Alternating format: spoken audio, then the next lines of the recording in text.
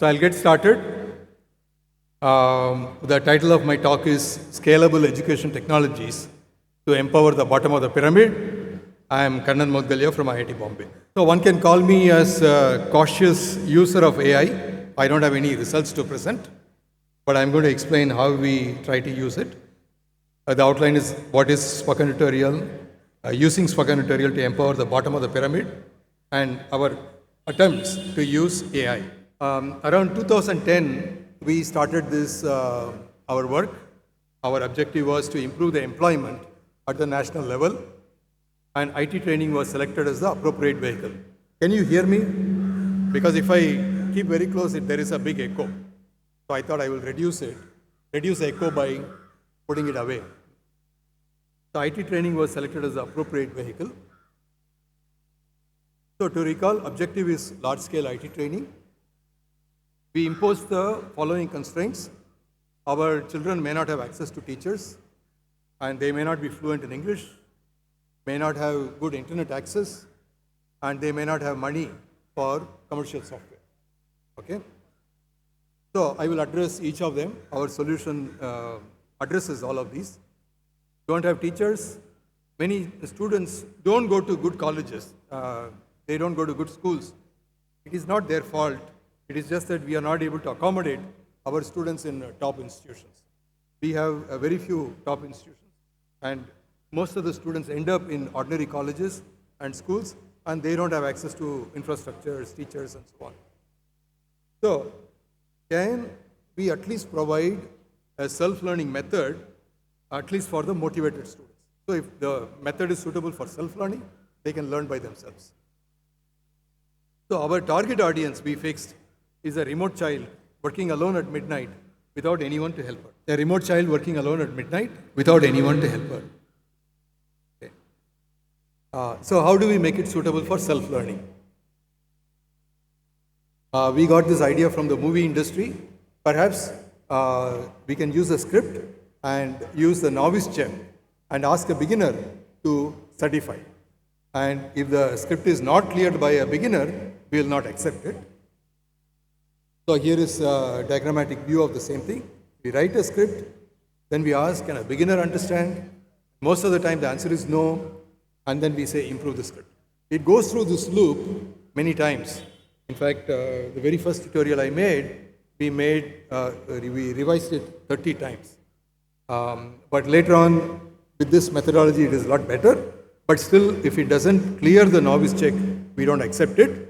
And as I mentioned, it is not an infinite loop. It comes out, and we create videos using the script.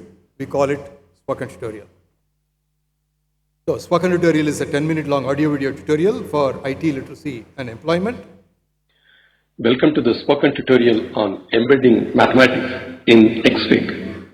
In this tutorial, okay, then we ran a competition to create a 3-minute animation.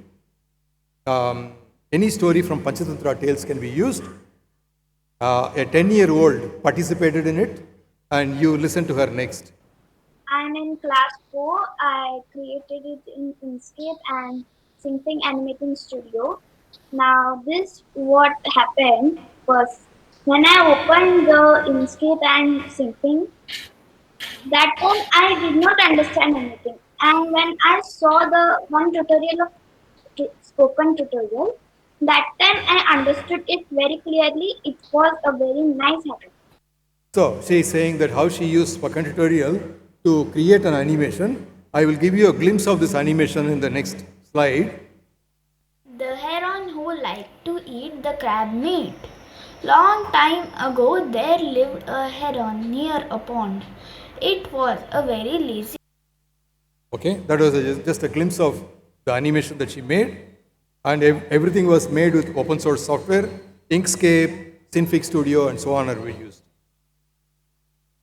Okay, the second issue we looked at was fluency in English. What if the learners are not fluent in English? Make them available in our languages. Do not translate the video or code so that they don't lose the employment opportunities. They should be able to use normal keyboard, normal computer, so that they can be employed all over the place so that they can get a job in TCS, Infosys. They can be placed anywhere in the world, for example. Dub the audio in all 22 languages.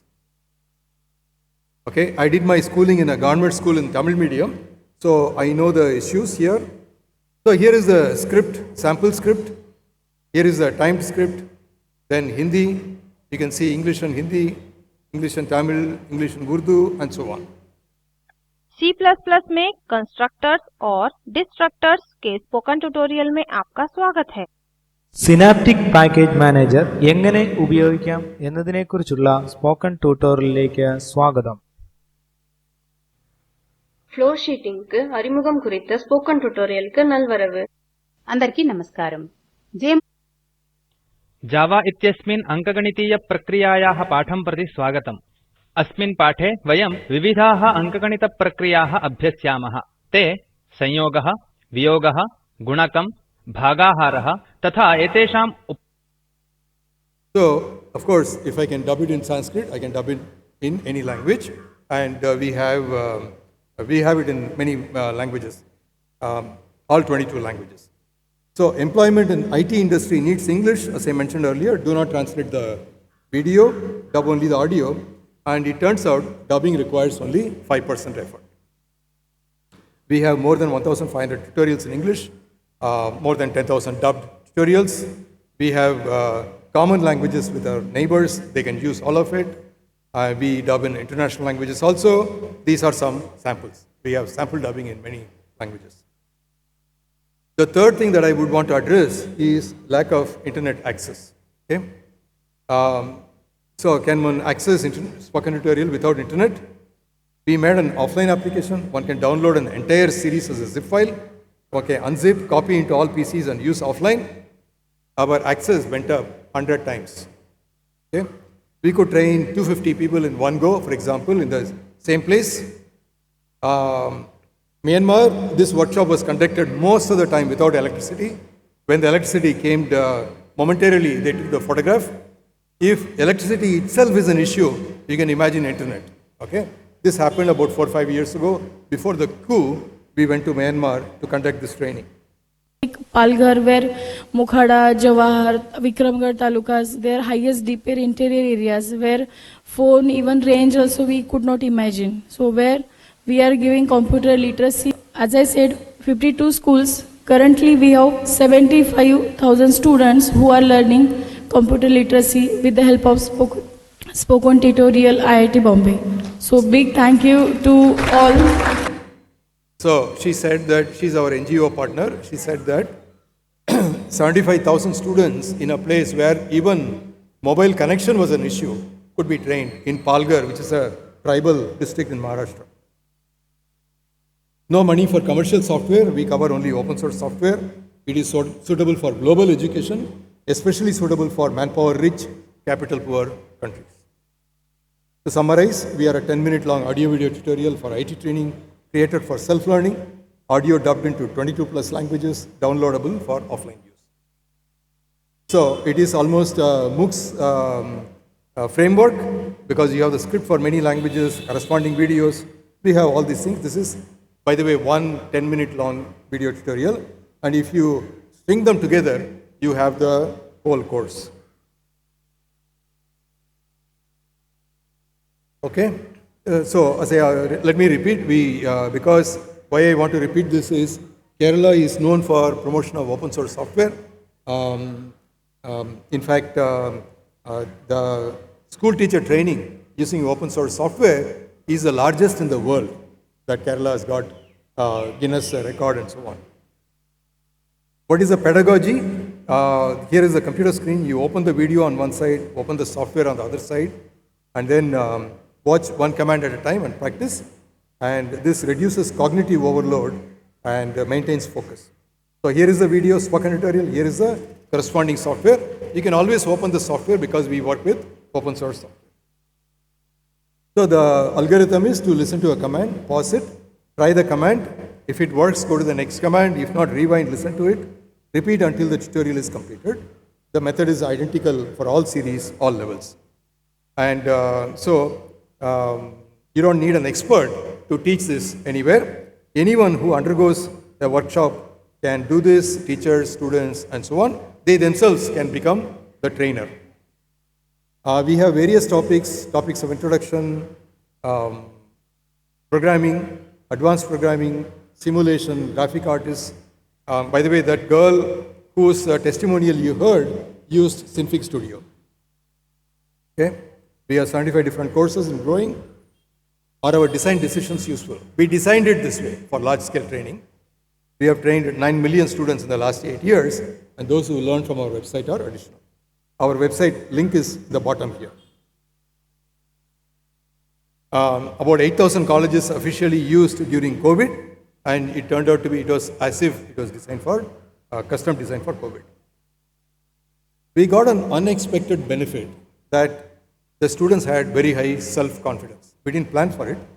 It came by self-learning, that they are capable of learning. The moment they realize that they are capable of learning, the sky is the limit.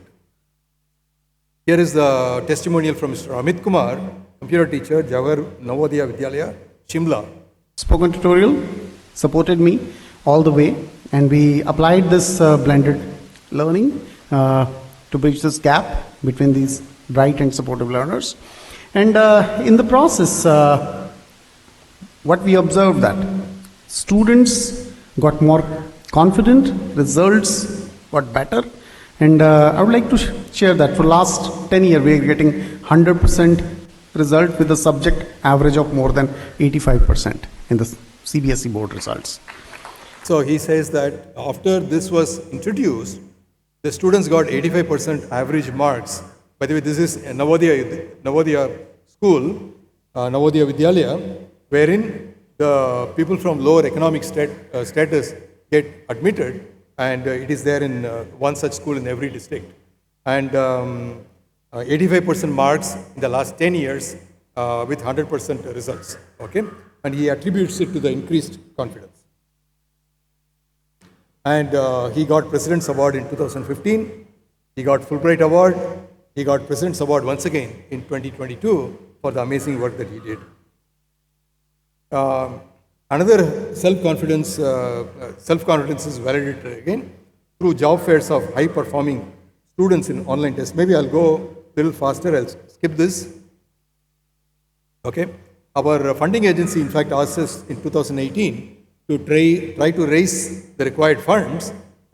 We came up with an institutional subscription method, and as predicted, the funding stopped in 2020 because of changes in the ministry. The minister got changed, and then the secretary got transferred, so the funding stopped suddenly. The subscription method actually is supporting us. It turned out that the payment has resulted in higher efficacy. Previously, only 15% of the people who went through training took the test. Now it increased to 50% in the paid model. Because everybody is saying, I'm paying for it, you better take it. We organize job fairs for the best. I'm Mayur Agmode from... I'm going to skip this. Basically, he says that there is no campus placement, but he participated in our job fair and he benefited. We also took it to prisons. So here is a prison, Nasik prison. And basically, this has reduced they're all very happy to learn IT because they are all going to go out and face the real world, and the IT is going to be useful for them. And here is a testimonial which I skipped. We extended it to health and nutrition with incredible results. Okay. Welcome to the spoken tutorial on cross-cradle hold for breastfeeding. In this tutorial, we will learn about choosing the correct breastfeeding hold for a mother and her baby. So basically, what we do is we train Asha and Anganwadi workers using spoken tutorials on health training, exclusive breastfeeding, complementary feeding, and so on and so forth. She is Dr. Rupal Dalal. She leads this effort. You can see Asha and Anganwadi Sevikas listening to this, and we have had excellent results. So here are some case studies. This baby was 1 kg at birth after 6 months. Another example, okay, another. Belghat is a tribal region in Maharashtra. They have not seen such healthy babies. The outcomes that we are seeing now after these health spoken tutorials have been put to use is in terms of the weight gains that babies have been having. We've concluded a World Breastfeeding Week competition where we saw weight gains to the tunes of 500 to 700 grams in a week, something that Nandurbar used to see in 1 or 2 months of time spent. So Nandurbar is the worst performing district in Maharashtra, second worst performing in India. So the district collector, assistant collector of the district, Minal Karanwal, tried it, and she just mentioned that after our method was implemented, when mothers were trained, health workers were trained, passed on to the mothers, and the babies gained 500 to 800 grams in 1 week, which the babies normally gained in 1 or 2 months. Okay, it's an incredible thing. In fact, as a result, the district collector, Manisha, she got an opportunity to make a presentation in a meeting of all the principal secretaries chaired by our Pradhan Mantri. And this workshop training is happening in several districts, and it is suitable for Kerala as well. We are working on several other projects. Women's hygiene, spoken tutorials for nursing education, financial literacy, training for the children of auto drivers through this app called Namayatri, which is an alternative to Ola and Uber, for example. Okay, now I'm going to shift the gear and talk about some other things, probably which are closer to the topics of this conference. I've given you a background as to the spoken tutorial method. We actually started it as a documentation process for open source software, but it has transformed itself into a training program. I have been in the area of distance education for many years, about 20 years. And one of the things that we used to have was faculty members would come and deliver lectures. We would record them, and then we would release them as open source for the public. So one of the questions we always wanted to know was, can I transcribe it? Can I convert it into a book and leave it to people? So we were looking at automation of translation, voiceover, and so on. So we attempted automating the transcribing process 20 years ago. Unfortunately, we found that we don't have a single accent. There is nothing like BBC accent. There is nothing like, let's say, American accent or things like that. We have, every state probably has at least one accent. So we have a serious problem. And as a result, a lot of training was required. We used to Dragon, and still the maximum accuracy was maximum after spending a lot of effort in training is only 75%. And in fact, identifying mistakes required a lot of efforts. Trying to find out, in fact, if the accuracy is more, maybe the effort is even more. You have to find out the mistakes, and the people who are supposed to be doing this may not be capable of doing it, may not be capable of understanding this. In fact, I was worried that errors could be seen as an insult, and somebody could ask in the parliament, this fellow insulted my language. And an inquiry committee will be formed, and that will be the end of the project. So what we did was we shied away from automatic things. So actually, I made a mistake in the heading. It should be difficulties with automatic transcribing. And so we implemented the manual process, which is what all the voices you heard were manually created. We did attempt automatic translation. Automatic translation is still not acceptable. Here, of course, I'm talking about automatic translation. It turns out that English has different ways of pronouncing. Cut is CUT, put is PUT, but is BUT. So if you want to get it in our Indian languages, you have to go and change those words manually. I don't know whether the situation has improved, but there is quite a bit of effort is still required, and I wasn't too confident. So hopefully it will get better soon, but we are still, doing this manually. Translation, for example. The next point I would like to address is user feedback driven study for pedagogy. Okay. Okay, I'll tell you what the problem is. Our staff members complained that spoken tutorials were boring. Remember what I told you, that it is a fantastic thing. We trained so many people, it created for self-learning, so on and so forth. They say everything is explained. It is so boring. Okay? When I was a small boy, I've heard people saying, "Oh, that teacher is excellent. She explained everything 3 times." Okay? It was considered good teaching, but unfortunately now we say it is boring. So I'm not sure what has happened in the field of education, but nevertheless, it is a thought process I should respect. So I wanted to find out how the public felt. So we do have a large clientele, so I said let's do a survey. We did this survey in 2012-13 time frame, but I think but it is quite a representative number, as you will see why. We had feedback from 25,000 participants. These are the students. You can see about girls and boys, about similar number gave answers. These are for different software, how many people answered and so on. Some of these things are popular. Popular ones had more people and more responses. Then we also have, not sure whether maybe you can read that. You can see that it is representative across the country as well. People gave the feedback. So what was the feedback? We asked them, a few questions. Quality of instructional material, they said good, very good. Very few said fair, bad, or very bad. Quality of infrastructure, good or very good, because it turned out that you don't need much infrastructure. Okay, they said fair. Quite a few people said good or very good. Quality of college organizer. College organizer, remember, they are all teachers in colleges. They organize things. Okay, they don't have to teach anything because the learning happens through video.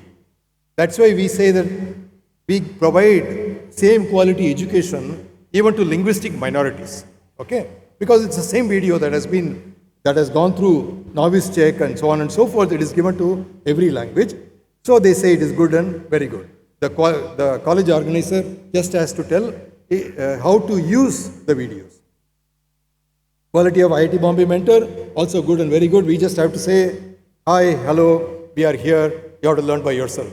That's the end of our involvement. So obviously, I can ask anybody to do this. Overall quality, good or very good. Usefulness of the topic studied, because it is free, many people studied. So for some of them, it is not clear whether it is going to be useful. So some of them, quite a few say somewhat, quite a bit, a lot. Only a few people say that it is not useful. Will they recommend ST?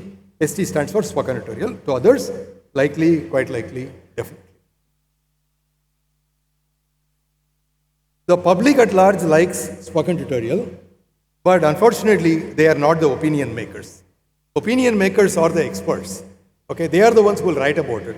They are the ones who will recommend. I don't want them to say, hey, it is boring. Okay? Remember, my staff member said it is boring, right? So what do I do? We are actually coming up with a solution, and I'm hoping to make use of this platform. We have identified 2 types of users. One is let me just see. Sorry, I made another mistake here.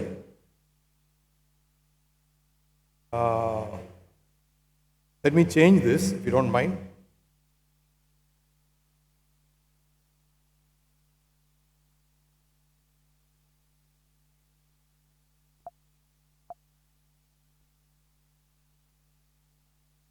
So this is the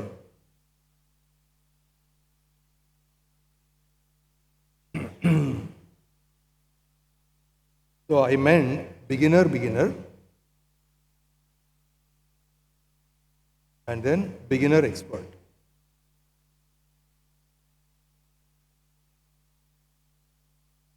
So I get an opportunity to showcase LaTeX because I'm a fan of LaTeX. By the way, we have trained a large number of people using LaTeX. So let me quickly reach there.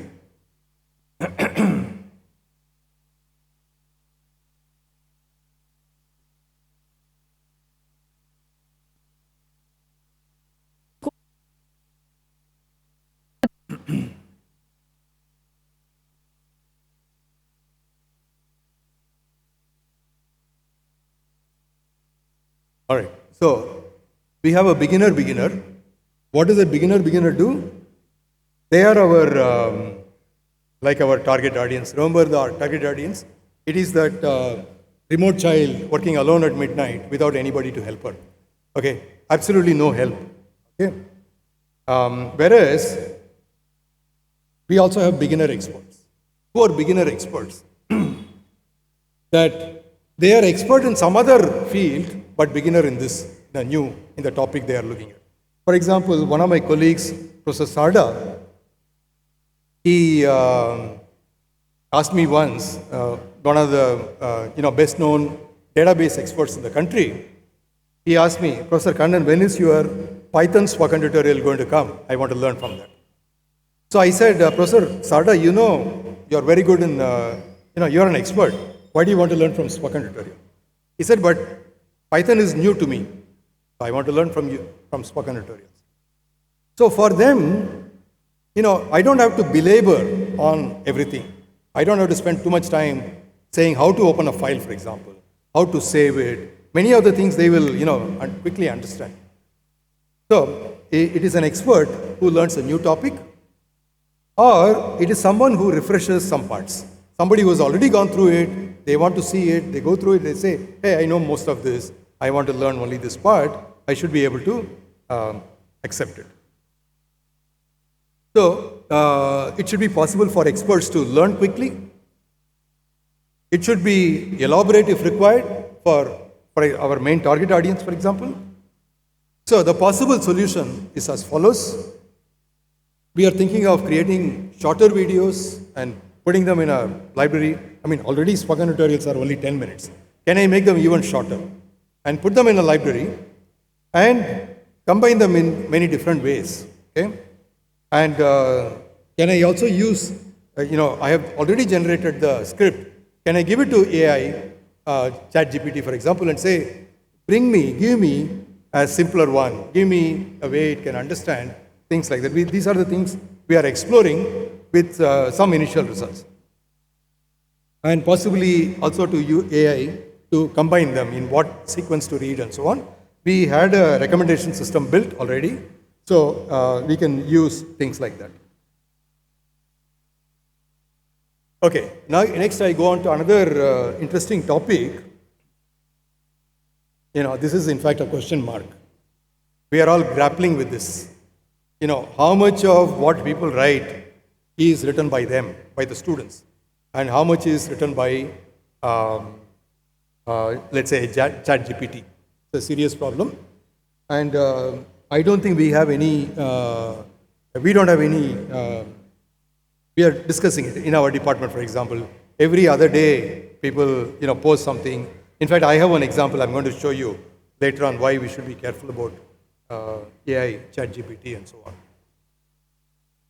But I think going forward, it is going to be like in old days, we said that calculators were not permitted in some exams, only logbooks.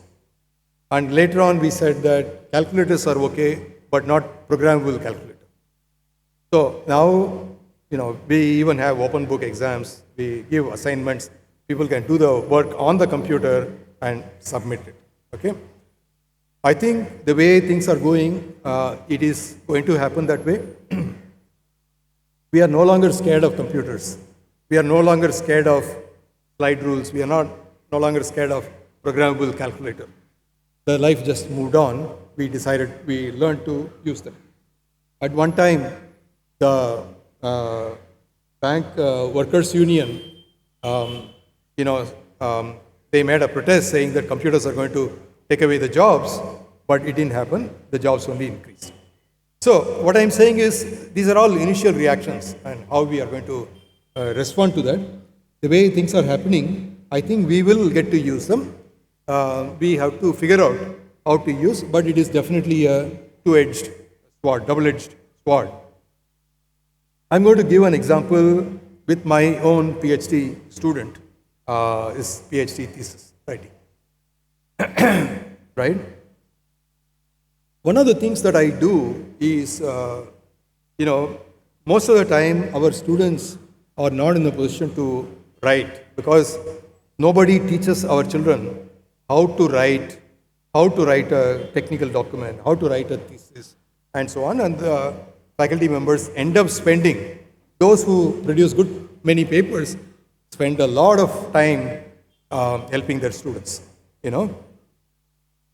But what I do is, I strongly believe that our students should be trained on how to write reports rather than going and making corrections. I can make corrections, any number of corrections, but they will continue to do that. So, one of the things I do is, by the way, this method of what I'm going to talk about is what I do myself. If I want to write a report, I will do an outlining first. Okay, I spend enough time outlining. So what do?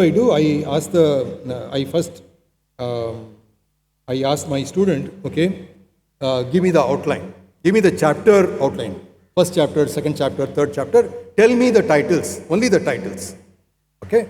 And then I tell them how many pages are going to be there in each title, in each of the chapters.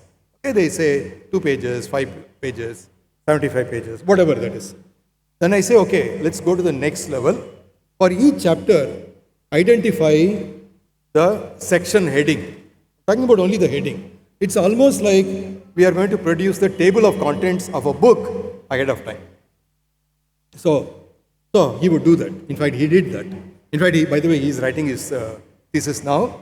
I have got a copy of that first paper that he has written in my laptop bag here. So once I do that, I ask him once again, tell me the number of pages for each of the sections. So it turns out that some section may be 25 pages, some other chapter may be 2 pages. So I ask him, here is a subsection, you say 25 pages, whereas some other chapter, a chapter is only 2 pages. So you'll say, no, I have done a lot more work here. So then I tell him, then why should it be a subsection? It should be a chapter. And that should not be a chapter, it should become a subsection somewhere. So this, it turns out that because the students are not able to express and the guide doesn't exactly know what all he has done.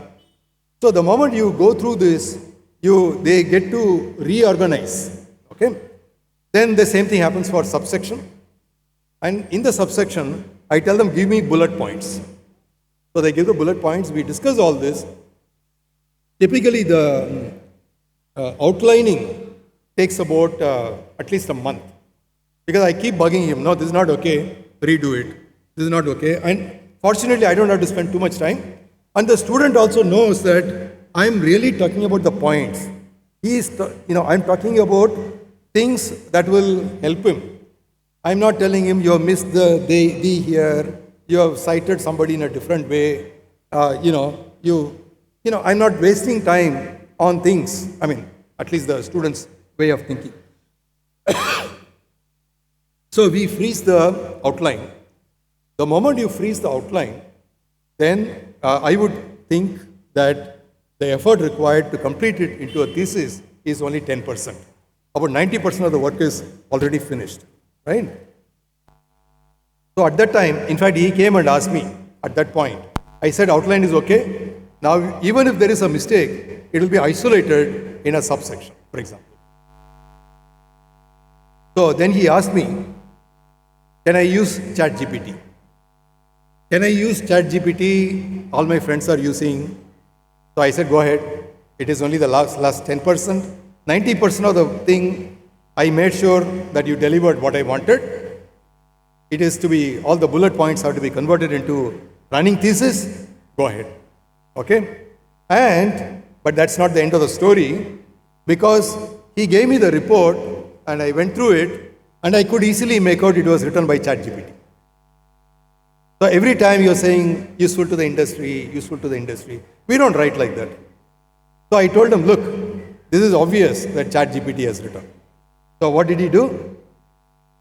He used the tools that will come and tell you have used ChatGPT or some AI tool.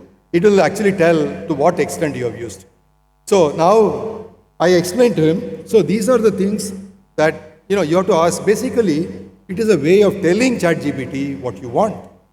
So the moment he did that, now, I'm going through the later version of the paper that he's about to submit, and it is much, much better. And it flows, especially because his English is not very good. Okay? We will have, many of us will have this problem. Our students will not be fluent in English, but the ideas are solid.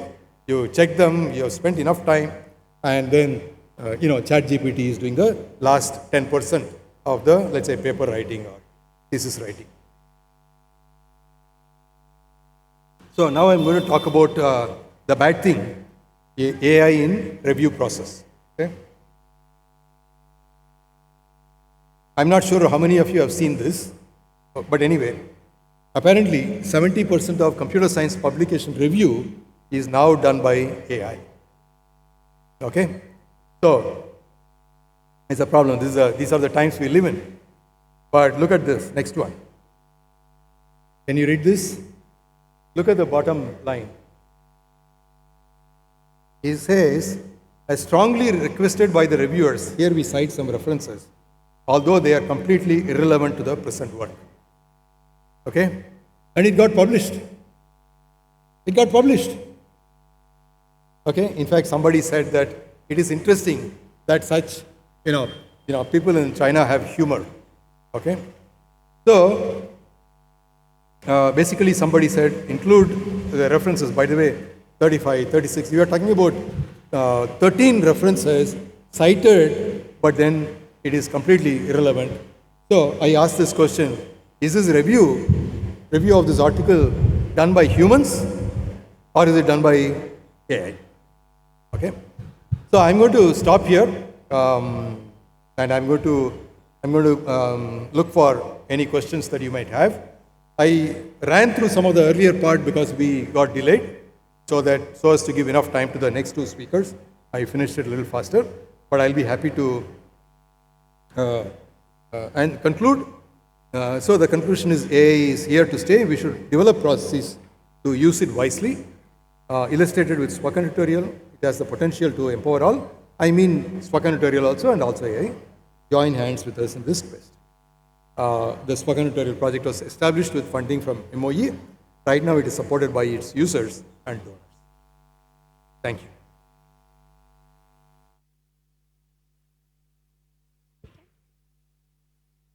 If there are any questions, I'll be happy to answer them.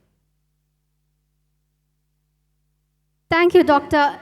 Kannan M. Moudgalya, for your inspiring keynote on scalable education technologies to empower the bottom of the pyramid. Your impactful initiatives like the Spoken Tutorial project and your dedication to democratizing education through technology are truly commendable. Your insights have illuminated how scalable solutions can transform lives and bridge educational divides. We are deeply grateful for your invaluable contribution to this conclave and for inspiring us to work toward inclusive and accessible education.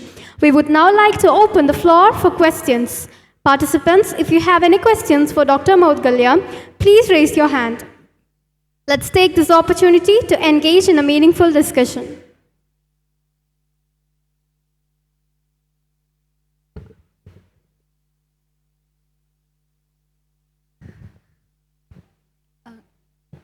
Hello. Good morning, Professor. That was a really informative session. I have two questions for you. You said after you moved to the paid model, more people finished the test. My question is, after you moved to the paid model, did the number of users come down? Good question. The number of students has remained more or less the same. We have been training 8 lakh students a year, and it is continuing. Is that because some of the students are sponsored by your funding? So, yeah, good question. Maybe the number of institutions has gone down slightly, but in every institution, more people are taking it, and they are taking it a lot more seriously. Basically, the colleges are telling the students, look, I have paid for it. It is free of cost for you. Why don't you please take it? We find it really nice because our target audience, many of them come from families of lower economic strata.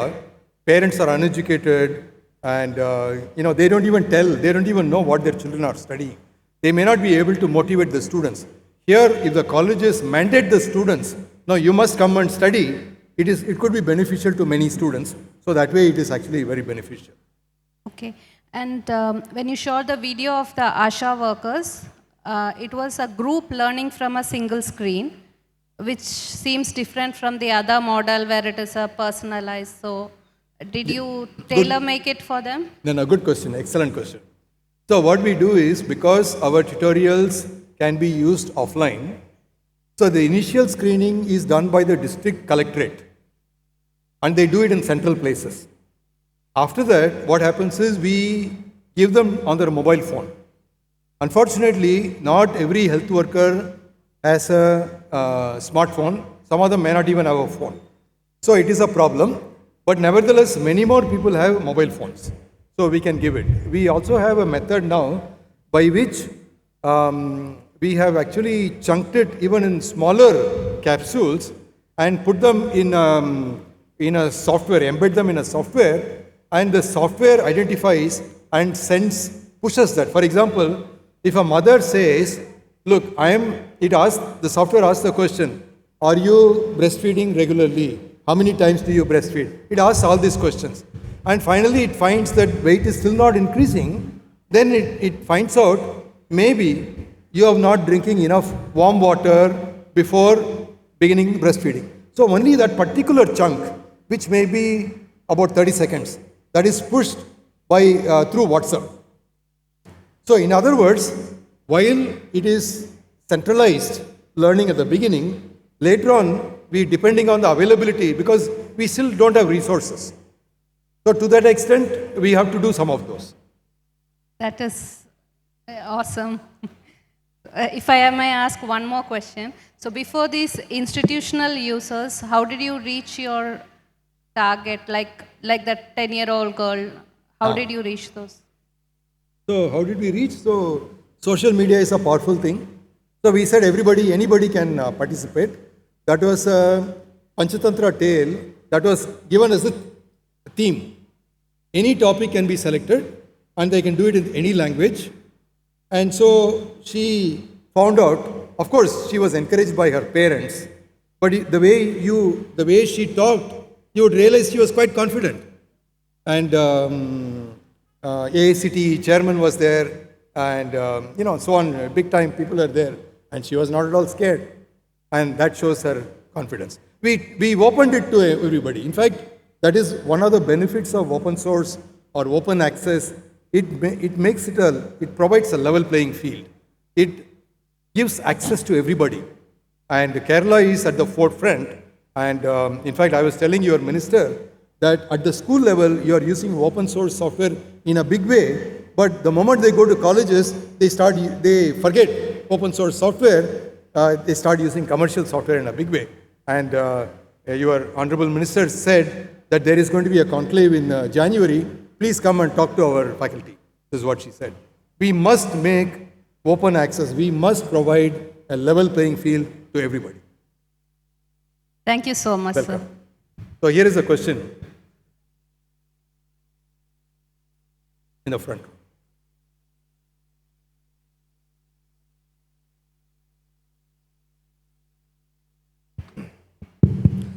I am Ramchandra Menon, representing Artificial Intelligence Community Club of Palakkad, our latest venture. Yesterday it was inaugurated by the Director of IIT, Dr. Sheshadri Shekhar Palakkad. So my question is regarding the final part of your thesis writing. So no, the PhDs, the government is insisting on PhDs for the higher education to become principal or even to become a teacher. But the use of AI I'm fearing that we are going to have a lot of PhDs, and in that case, we'll have to separate these two. One is real PhD, the other one is artificial PhD. Definitely, you cannot change the students who are learning all these things, not use AI or like that. The old people, no, the traditional people, they will be doing the normal PhD work, but definitely the new generation will be using AI as a powerful tool to get their PhDs. So, what do you think the future of PhDs, that the knowledge base of the PhD holders, now we say doctor means we understand that they are having their own knowledge or they got it through their hectic work or hard work. But now it is very easy to get it. So, how do you plan or what is the implication of this in the higher education? Government, Kerala government, I can say about Kerala government, they are insisting on having PhDs for their teachers' appointments in all colleges, and in future, because PhD holders are that much, so they will be getting. Later, it will come to our higher secondary schools also. So, this difference, no, there is a drastic difference between these two. The traditional PhD and the PhD they got through the help of AI. So that is the question. No, good question. So my answer is, I presented one example of my student. Right? He is going to use ChatGPT. Would you say that he wrote the thesis or ChatGPT wrote the thesis? What would you say? I am saying 90% of the work was done by him, by the student. He has taken 10% help to write the thesis. Okay? It is possible in the future, this number may expand. It might become 80, 20, 70, 30, something like that. So there are two things involved. One is we have to teach our children how to use ChatGPT, how to use AI. Because I noticed that there is a talk subsequently on ethical use of AI. So there are some serious issues, right? So it is our responsibility, the academic community, the teaching community has to take the responsibility to tell our children how to use it, okay? So following that with what questions to ask, how to use it effectively. For example, he used ChatGPT and produced the thesis, right? And I would say it is mostly his work, only last 10%, okay? Because he spent 1 month just doing the outlining. Because somebody can say, well, 1 month is enough to write a whole paper. Why do you ask him to do only outline? I'm saying, yes, if you do a detailed outline, it covers 90% of the paper, 90% of the work. So I keep demanding it. This is something that, maybe he hasn't figured out how to use ChatGPT. Maybe there is no way, maybe there is a way, I don't know. But at least he was on top of things and it was done by him. Only the last 10% was done by ChatGPT. Let me ask you another question. How many people know Fortran? How many people know Fortran? Yeah, I can count only a few people. You ask now, because that used to be the standard language at one time. Nobody knows Fortran, right? So things change, things evolve, right? So we have to, I don't know the answers to, how do we find out that it is ChatGPT written? One way is to ask questions. Maybe you have to spend a lot more time in quizzing, maybe in Viva. Maybe our evaluation methods will change, right? Because if you ask my student on any question about, of course, you will not be asking question like, your English grammar is perfect, how did you write? Nobody is going to ask. You're going to ask him about some topic, some simulation work. You're going to ask him, and he is going to be on top of things. He'll explain. So I think it's a learning process for all of us. It's a learning process for students. It's a learning process for the evaluators. We might as well accept that and come up with methods. Because, just because he says, look, everybody is using ChatGPT. And I know for a fact, that for a fact. Thank you very much. So that will be the end of the Q&A session. Thank you for addressing the questions so thoughtfully, sir. To express our heartfelt gratitude, we would now like to present you with a token of appreciation. I invite Dr. Sunil Kumar, the Principal of College of Engineering, Adur, to kindly come forward and present the token of gratitude to Dr. Kannan M. Moudgalya.